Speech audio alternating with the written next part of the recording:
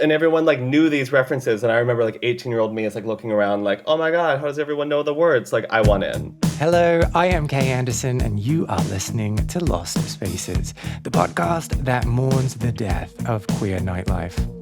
Every episode, I talk to a different person about a venue from their past, the memories they created there, and the people that they used to know. My guest this week is Michael Ryan, who leads the Gay Bars That Are Gone walking tour in New York City and loves queer spaces almost as much as I do. Originally from Augusta, Georgia, he first moved to New York for college, and although he quickly threw himself into the scene, he wasn't really always sure about what kind of gay, in inverted commas, he wanted to be. It wasn't until he found Splash, one of those old school gay bars that was bold, trashy, and invariably the place that you'd end up at the end of the night, even though you promised yourself you wouldn't be there, that he found his tribe. And that tribe were the people that went to Musical Mondays, a night at Splash that celebrated all things musical theatre. Now, if you've listened to this show before, you know that I am a bit of a luddite when it comes to musical theatre. But through this conversation, I feel as though I'm starting to understand the appeal a little bit more. Oh, and before we get going, if you are listening to this on Spotify, I am currently experimenting a little with their new interactive features. I've set up a really simple question. What is your favorite musical of all time?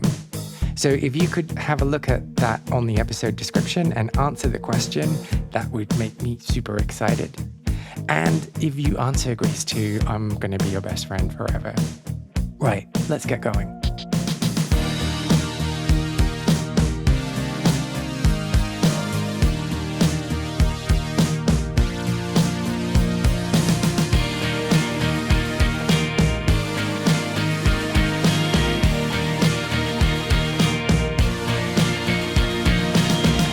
So I thought to get us warmed up and to get us started, we could do a little bit of a word association game.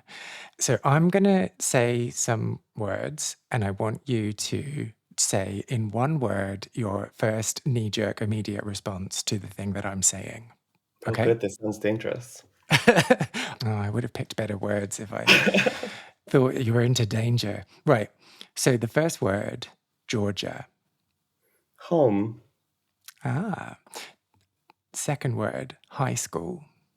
Theater. Oh. So then my third is musical theater. Like, nerdiness? 4 is New York City. Excitement? Splash. Fun? Joy? Musical Mondays. Education. Oh, okay, that's a good one. Well, anyway, so that leads us into the conversation today, and a bit of a spoiler for anyone who's listening. So why don't we start at the beginning?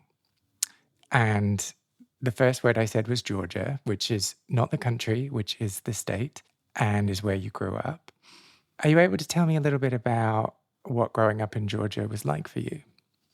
Yeah, lived in Augusta, Georgia ever since I was 3. Augusta, Georgia is the home of the big Masters golf tournament. James Brown is from there. It has this cool sort of music history, but then, it has a troubled racial history. It's kind of a broken city in a lot of ways. Growing up, the downtown was kind of boarded up. Ah, Um, the suburbs is where everyone moved to in sort of the 70s and 80s. And I was always sort of fascinated by the old historic downtown. And I studied urban planning in college, and I was always sort of like, okay, why is all those cool buildings, why are they all empty? And this seems to be where all the old theaters were. And this used to be sort of a bigger, more important city, and it seems sort of like down on its luck. But growing up, I grew up in the suburbs. So it was like traditional American suburb. The high school looked like a little bit of a movie set. Nothing too remarkable out in the suburb. and so like jocks and nerds and cheerleaders and Yeah. goths. Yeah, Oh, we're thinking the wow. set of Mean Girls, I think is what we're thinking. Well, yeah, I'm always fascinated by this and like how realistic those kind of TV shows and films are because it just seems so hyper real. Is that actually how it is? Uh, I mean, there's definitely, like, little tribes in these high schools. I don't know, there was about 2,000 kids in my high school, and, Hmm. everything is kind of divided about what your extracurricular is, are you on the football team? Are you on student council? Are you, in the drama club? Like, you are kind of what you do a little bit, I think. And does everyone look like a 26-year-old Hollywood actor? Absolutely not. Uh, everyone has bad acne and braces and, Oh, okay. See, that's kind of like more what I'm yeah. used to. Yeah. No, it doesn't look like, the set of Glee or something where everyone, it's not like Stockard Channing in Greece. Yeah, I was very confused when I got to high school and people didn't look like Luke Perry. It's unfortunate, I just figured that's how I would look when I was 16, and it just didn't happen. I was still spotty and gross and oily, very oily. I'm still Yeah, very yeah. oily. Mhm. So, in terms of tribes, you fit into one particular tribe. And what was that? I was drama club president in high school, very, very, very prestigious, What does the president do? lots of responsibility, No, we were just Broadway nerds. We went to like a theater conference every year called the Georgia Thespian Conference. There was like competitions, like we took this very seriously. So, what happened at the what? Okay, what happened at the conference? Is it like new ways to act? So, Like, like, you would bring a play. Like, there was a few different, like, competitions, and you would bring, like, 1 act of a play, and there was, like, a panel of judges, and you would, like, compete. And you would also watch a bunch of other plays, you would do, like, classes, and I feel like the Georgia Thespian Conference was, like, the first time I saw comfortable out gay kids, who were in high oh, school. Like, there was no one out in my high school. I wasn't out in high school. And going to a theater conference kind of opened up my world a little bit. There were people oh, who like wow. knew how New York worked and the theater industry worked, and they were like from a young age, like that was their goal. Where I feel like the goal when I was in high school, maybe at my high school, like the limit was you're going to the University of Georgia or you're going to like a college in the region. Like our guidance counselors really didn't encourage us to like go beyond that. Really, I think. So let's talk about this then when you were at the conference and you first saw gays in their natural habitat. Were you weren't out in high school, but were you gay? Like, did you know? I mean, there's a lot of lying to yourself. But yeah, I knew at some point. So what was it like then seeing people who were comfortable with their sexuality that were like the same age as you? Oh my God, it was freeing because also it tended to be that the out gay kids were like the most knowledgeable about theater. They were the ones who were like collecting the like Broadway cast albums and they knew the most. So they were kind of the coolest. It kind of felt like the upside down where, maybe in, the traditional school day, they would have been bullied for that, but they were sort of celebrated for it in this space. And so you weren't terrified then of like being associated with them or being seen with them, like for fear of people putting two and two together and then somehow assuming that you were gay? No, I was like taking notes. It was musical theater notes, right? It wasn't like fellatio notes or anything like that.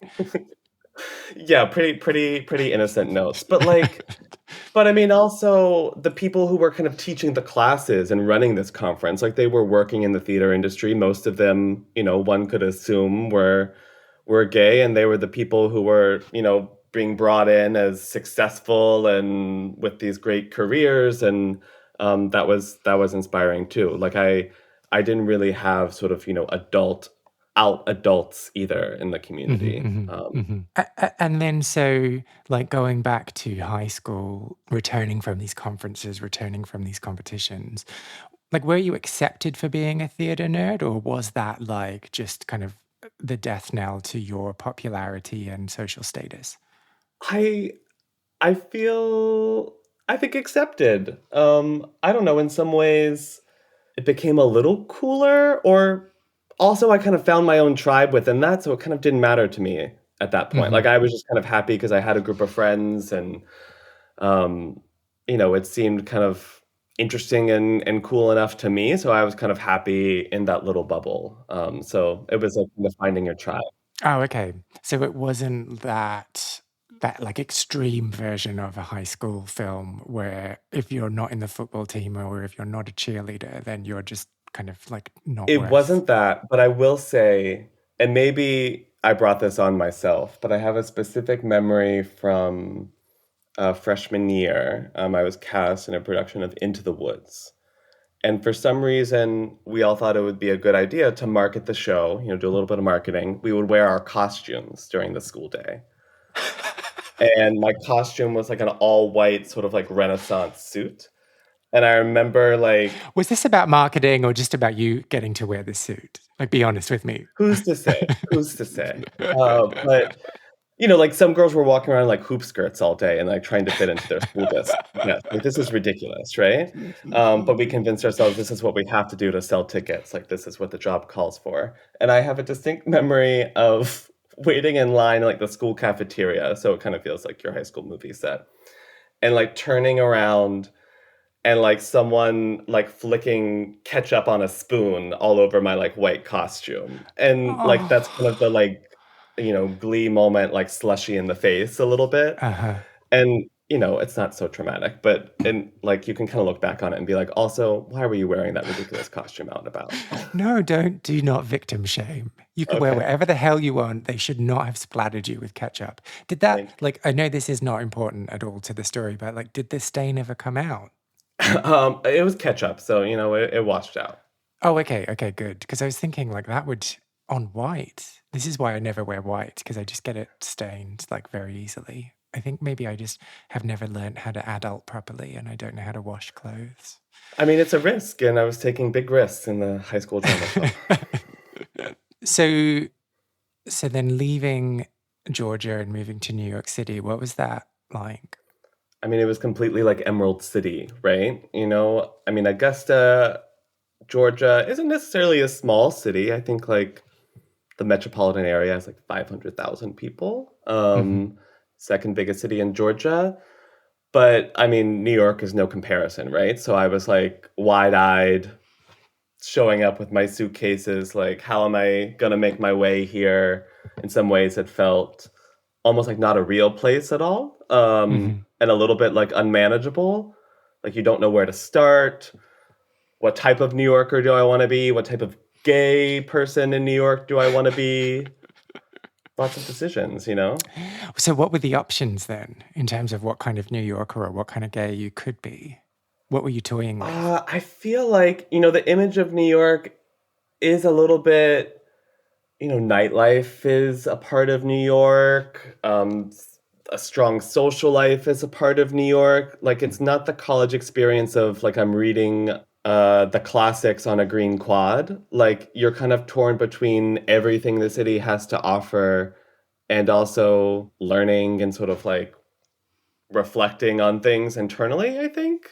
So I feel like there was a little bit like, oh, do I have to go out all the time? Like, what type of gay person am I? Like, I remember freshman year, like the choice, like I sort of wanted to sort of stay in my dorm room and watch like The West Wing on my laptop. But I remember like, people on my floor and hall, like, putting glitter on, getting ready to go to the club. And I was always like pulled of like, which one am I? Or do I have to choose that sort of like FOMO feeling that you always feel? So you were a nerd then? Yeah, but a nerd, like an anxious nerd of like, should I not be? And then I feel like those spaces where you first move to New York are kind of awful. Like they're like the 18 and up places, and they can be like shiny and exciting, but they're like, it took me a while to also kind of find spaces that like, oh, this feels right. Like one of my favorite gay bars in New York is a bar called Julius, which is in the West Village. It's been there since like the 1860s. It feels like it has that Cheers feeling. Like you walk in, you're probably going to see someone you know. It's kind of all types of gay people, mix of ages. You can like grab a burger and a beer, and it's very chill.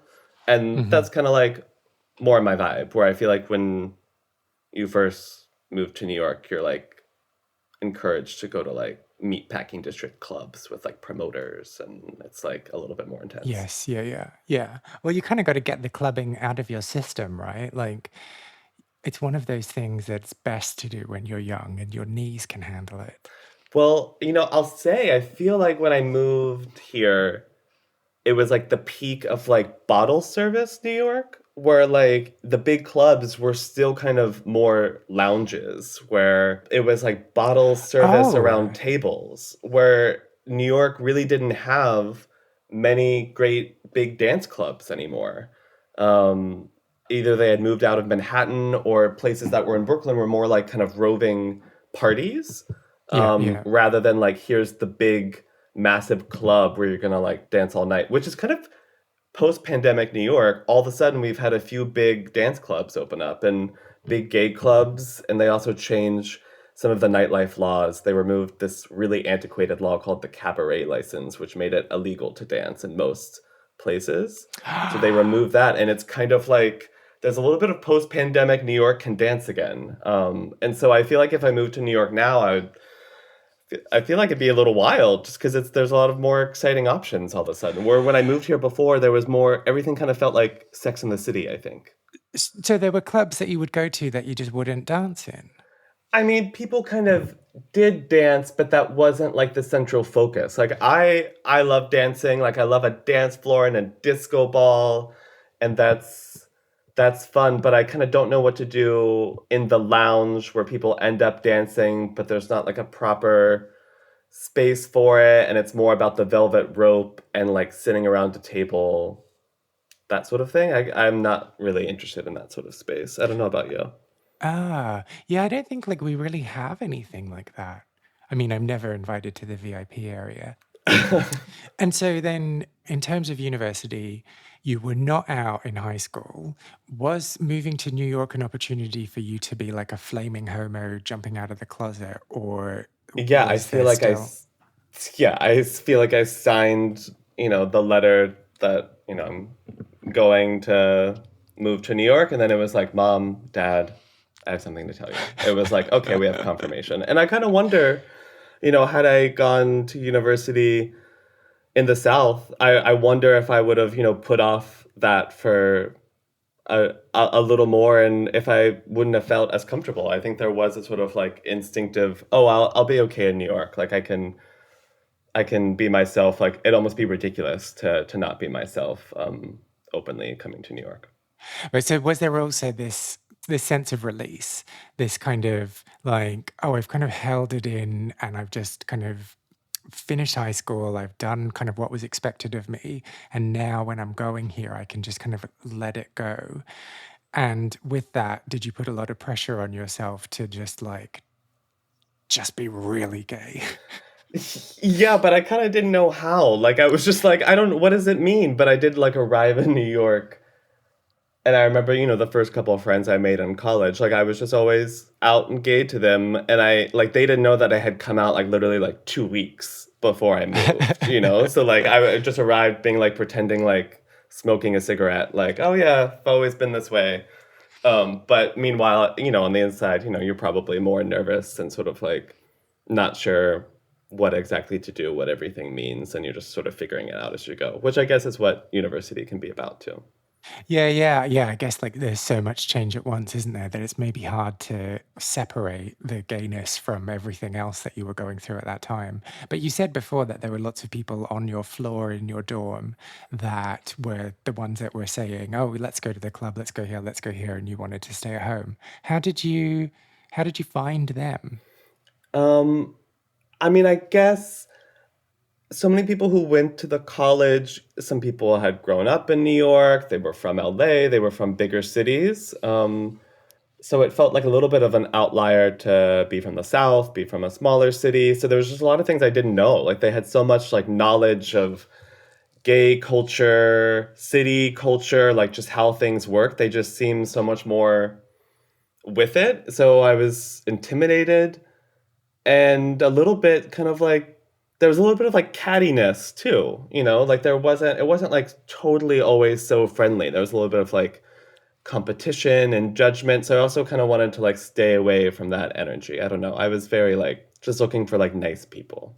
And when you say like cattiness, just in the way that like stereotypically gay people are, Yeah. or like looking down on you because of your inexperience.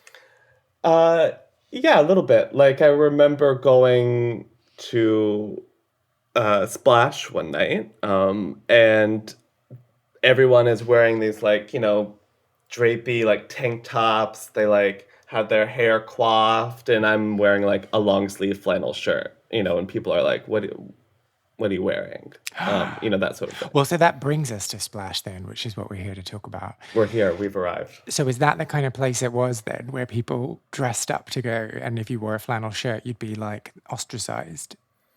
I mean, maybe that's the place NYU freshmen dressed up to go. I think like Splash was been open for like 20 years by the time I started going there.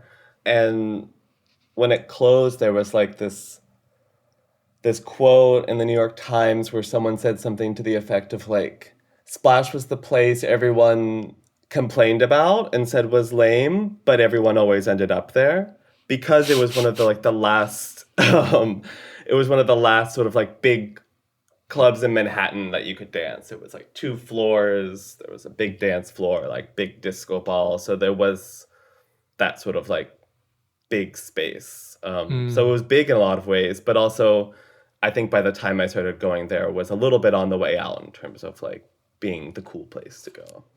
Well, yeah. So it opened. So my extensive research has shown me that it opened in 91 and closed in 2013. So you would have been there for the last few years if you Yeah. moved to New York in 2010. So give me a sense of it. It was 2 floors, it was a big club. What kind of clientele would you expect to see there? Um, so it's in Chelsea, just to like orient folks. So it's on like 17th Street and 6th Avenue. And it opened when the gay energy in Manhattan was sort of shifting from the West Village, Greenwich Village, up to Chelsea.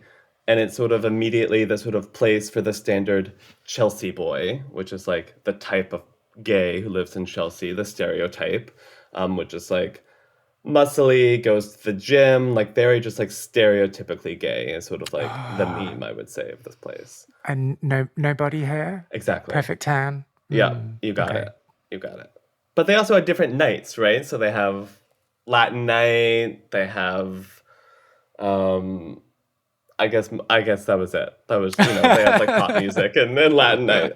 So yeah, I don't think Splash is a place known for like great diversity or like diversity of looks really. Oh, is it one of those gross places where it's only men? Yes. Yeah. Oh, wow. And I remember going there a couple of times with girlfriends from university, we're out and about, and like being turned away like with a woman, which I don't like that at all.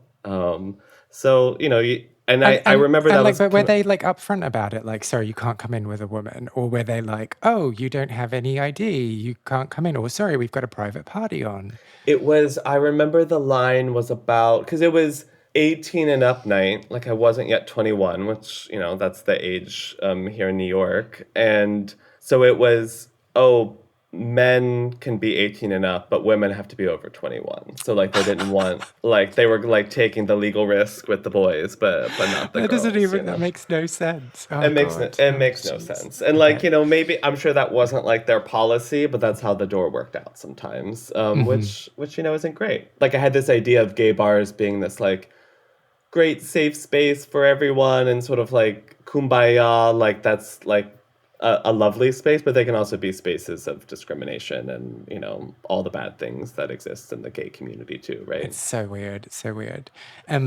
But we are here to talk about why you loved this place. So let's not focus on the Yeah. negatives. Yeah, for sure, for sure. So you mentioned that it had a Latin night. What you didn't mention is Musical Mondays, which I know you're a fan of. Yeah, I frequented Splash most on Mondays, and Musical Mondays was their musical theater night, right? So it was like more of like a happy hour vibe. So it's earlier on. There's some good like drink specials, and then they have massive screens all around the two-story club, and they have a DJ that is very specifically curating musical theater clips and like gay camp clips that all sort of like lead right into each other. Okay, so just kind of give me a flavor of what I would expect if I was there for Musical Monday. Like, what would I hear? Right. I mean, so you're gonna hear the hits, the crowd pleasers, right? There's gonna be like a Rent moment. There's gonna be a Dreamgirls moment. But the reason I love Splash is because I would go there and see clips where I was like, what is this from? What is this thing that everyone knows the words to that I've never heard of? And or just like jaw-dropping sort of like Tony Awards clips where you're just like, who is that performer? So I always learn something. But the reason I was like always entertained by it is because the DJ would always do things like, okay, you'd be watching the Tony Awards performance from Guys and Dolls. So the song would be Sit Down, You're Rockin' the Boat. And then the next clip would be a clip from Titanic the musical. So like rocking the boat to sinking the ship. You know, it's What like that's funny. is there really a Titanic the musical? There's absolutely a Titanic the musical. It was on Broadway like around the same time as the movie, and they're totally separate from each other. Like they're not. It's not like a related to the movie. What are the songs? Like "Help I'm Drowning" or They're very grand. It is a very serious musical. okay. So what I am just I have to look this up. I'm sorry. We can't go any further until I find out about it. Titanic 2, the film. What's that? I can't help you there. I don't know what that is. Wow. It was the film is set on a fictional replica of the Titanic that sets off exactly 100 years. Okay, I'm getting distracted. Oh my, Let's not. oh But my Titanic God. 2 is out there if anyone wants to see it. Titanic the board game? Oh my God. There's a whole world. It's not here on Wikipedia. Television, other uses, magazine. Oh, here we go. Titanic musical. So is a musical with music and lyrics. Oh, geez. I just need to find the song list. Okay. Okay. So the songs. One of the songs is called "How Did They Build the Titanic?" Not very well. That's the answer. Yeah, the architect of the Titanic is like a main character. Wake up, wake up. Oh, God. I'm sorry. It's getting good. Oh, one of the songs is called "To the Lifeboats." And then "We'll Meet Tomorrow." I don't think they met tomorrow. God love you. Okay. All right. Sorry. We got distracted. So Titanic the musical. So so hang on. You found out about Titanic? What were we actually talking about? I got distracted.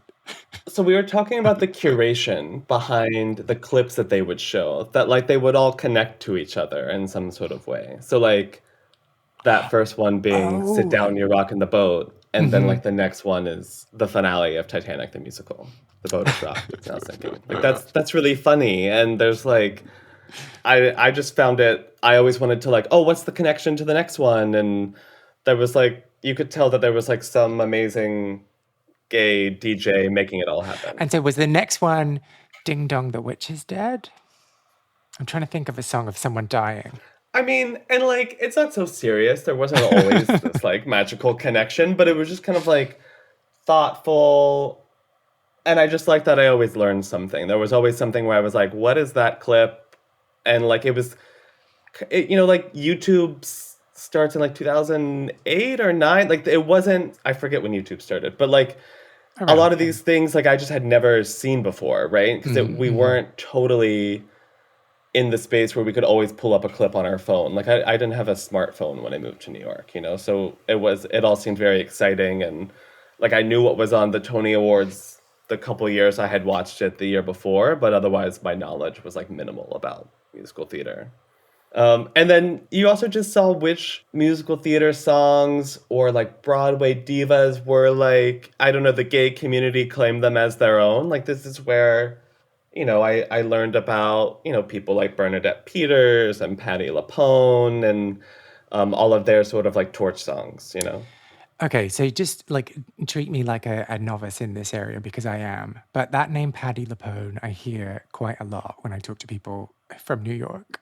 And I'm like, oh, okay, I should look her up one day. What do I need to know about her? So famous for being the original Evita.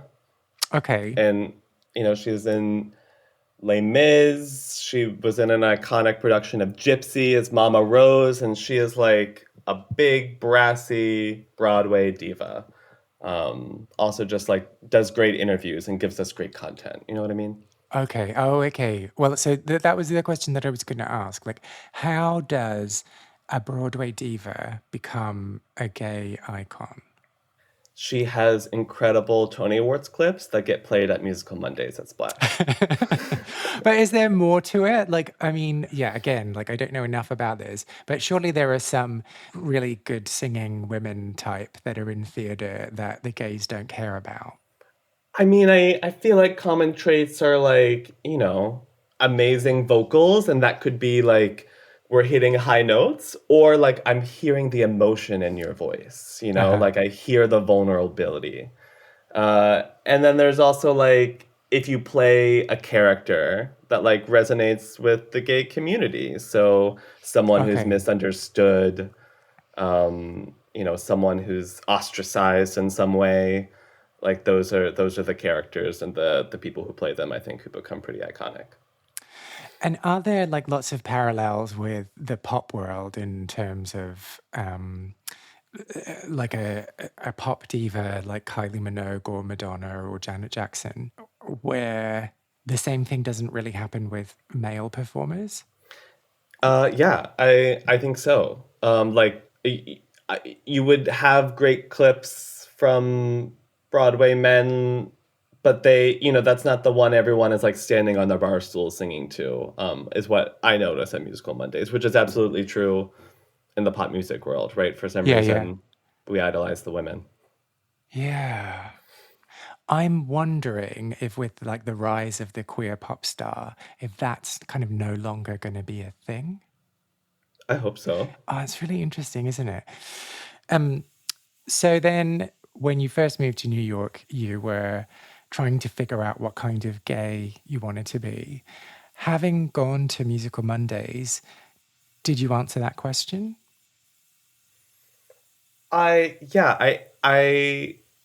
embraced like nerdiness and Musical Mondays. So I loved that there were like people who knew every clip, who knew what production, what was the story with the understudy who went on that one time. And I was like, I kind of like listening to that gay who like kind of like knows the cool backstory about everything. And I was like, you know what? Whether it's about like New York City history or musical theater or pop culture, like I'm just gonna be comfortable with being a nerd. I'd rather like know the history of something than like the coolest new song or new production sort of thing. So, what nerdy things would you tell me if you ran into me at the bar?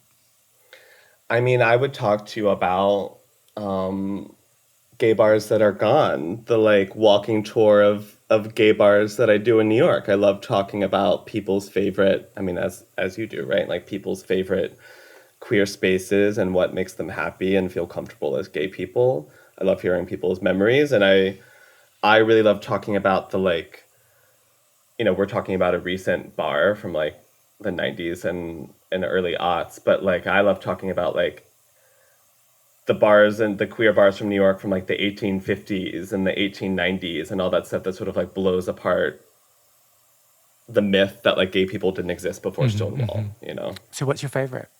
My favorite gay bar that is gone is a bar from 1859 here in New York called Pfaff's. And it was like a bohemian beer cellar that Walt Whitman used to go to.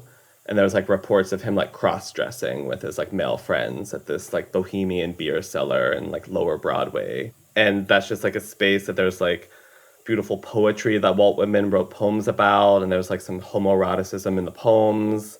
And it's like from 1859. Like that gives me like a lot of pride as a gay person that we've been a fabric of the city for that long and visible in the city for that long, that it wasn't in the 60s and 70s that people just showed up. Like, we've always been here, we've always been a visible part of New York City. So, do you remember hearing about Splash closing? Yeah. We were like part of the like, okay, Splash, they like announced it like a few months in advance, and there was like a summer of like Splash is closing, like get your last, here's the last this party, here's the last this. And I think I didn't go to the actual closing party, but I think legend Lady Bunny closed things down in 2013 there. And I remember my sister had moved from Georgia to New York, and my college job was working on the High Line. Do you know the High Line? Yeah. And I was a park ranger on the High Line, which is probably the butchest job I'll Oh, ever have wow. in my Did you life. did you get a walkie-talkie? Oh, I had a walkie-talkie. Oh, That was like the most amazing. rugged gear I had. But Wait, we should probably explain what the High Line was. So it used to be a train track, but then it was converted into like a walk. yeah, it's like an elevated train line that ran through the meatpacking district, where all the trains would pick up the meat when it was actually Oh, I didn't for know that. meatpacking. And then it was abandoned, and a natural like wildflowers and stuff started growing on the tracks. And two gay men actually in 1999 were like, hey, we could actually turn this into a park. The city wanted to knock it down. So they worked to kind of adaptively reuse it, and they turned it into this like highly designed park, and there's art, and it's a beautiful way to see the city. And it was supposed to be this like, oh, it'll be this nice park, and now it's like one of the top tourist attractions in the city, right? So it was like a big success story. And so what would your ranger duties include? Oh, I would, do all, I'd help people through the wilderness of the High Line first off. No, it was like, telling people about the history of the park, making sure they like, Keeping away bears, yeah. I mean, we were in Chelsea, there was lots of bears. Oh, I see what you did there. Yeah. But, it was a lovely like college job, and, you talked to tourists and, made sure they had a good time on the High Line. But when my sister moved to New York, I was like, oh, you should work here with me. And, she, needed some money when she first moved here. And the way our schedules worked was like our Friday was Monday. And like musical Mondays was like happy hour. So we'd like get off and go to musical Mondays together. And that was our like And she was start allowed to our in. weekend. She was allowed in. Yeah. I mean, they were about to close, right? They were desperate.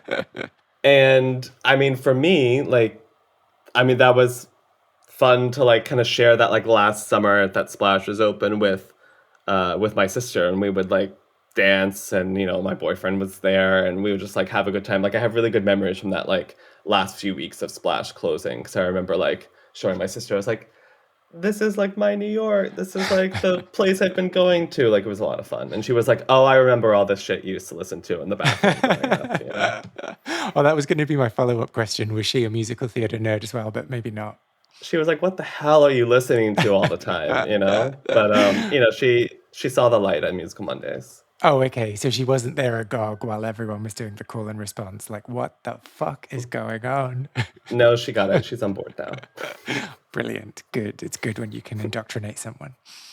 So little Michael moved to New York, got to practice homosexuality and become a full grown gay. I did it. How did Splash help you on that journey? Musical Mondays was the like introduction to like the idea of like gay culture, that there's like references most people know. There's there was something that would happen at the end of every Musical Mondays. So, you're watching like a few hours of like clips, and there's like some like pop-up performances and that sort of thing. But at the end, they would always have like a Broadway understudy, or like some performer that would like do a short show at the end. But at the end, they would always play Jennifer Holliday's Tony Award performance from Dreamgirls. Are you familiar? Is it And I Am Telling You? Yeah, that's it. Okay. That's it. Yes, that's the only song I know from that. So yeah. Okay, Good. well, Good job. It was that. yeah, you nailed it.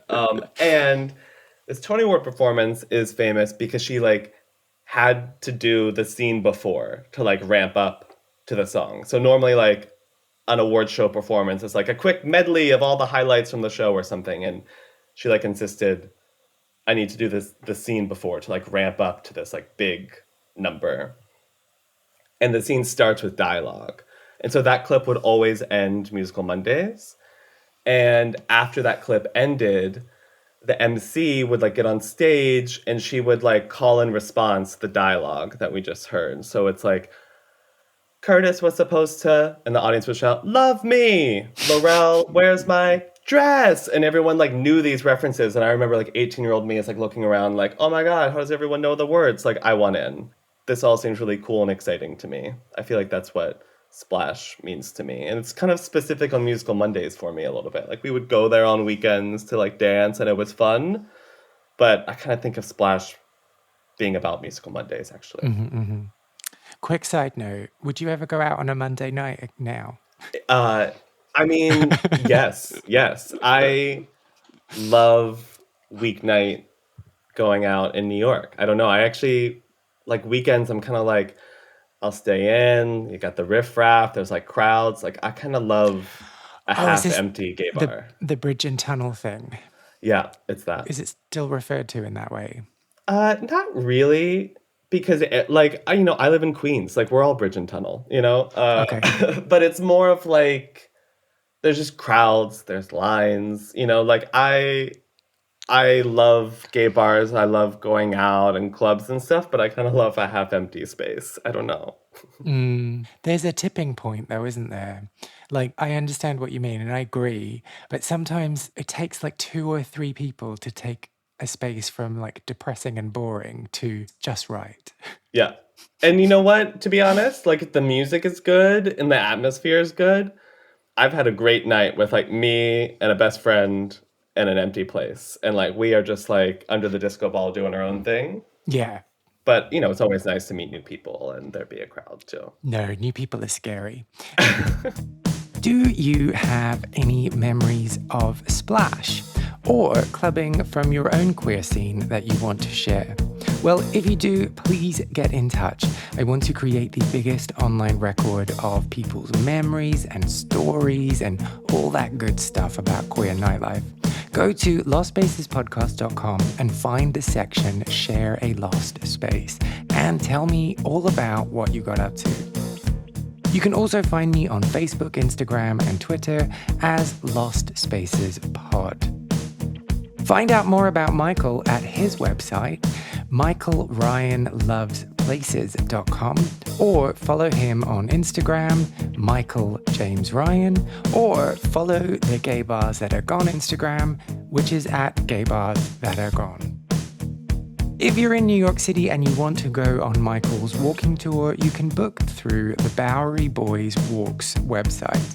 I'll make sure to include a link in the show notes for the program. Lost Spaces is not only a podcast, but a concept record as well. I have been writing songs about queer venues and the people who used to live their lives there, and will be releasing songs over the coming year. You can hear the first single, which is called Well-Grown Boys, and is also playing underneath my talking right now on all good streaming platforms.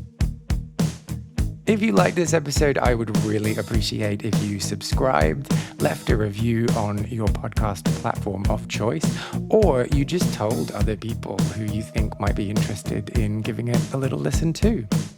I am Kay Anderson, and you have been listening to Lost Spaces.